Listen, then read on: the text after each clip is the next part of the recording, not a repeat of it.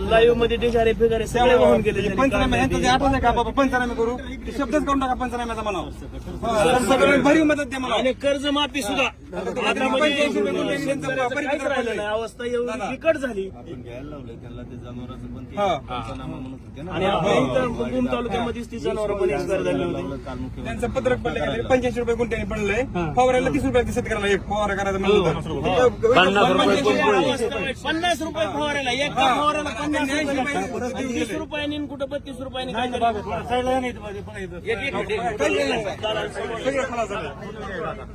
खाली नाही उतरायची.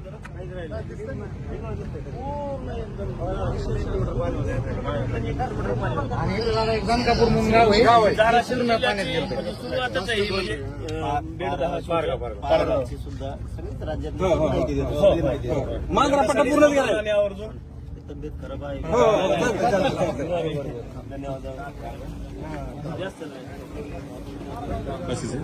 आपण पाहतोय धाराशिव जिल्ह्यामध्ये दुष्काळ पाहणी ओला दुष्काळ पाहणी दौऱ्याला मनोजदादांनी सुरुवात केली आहे. नुकसानग्रस्त शेतकऱ्यांचं म्हणणं, त्यांचं दुःख, त्यांच्या वेदना जरांगे पाटील जाणून घेत आहेत.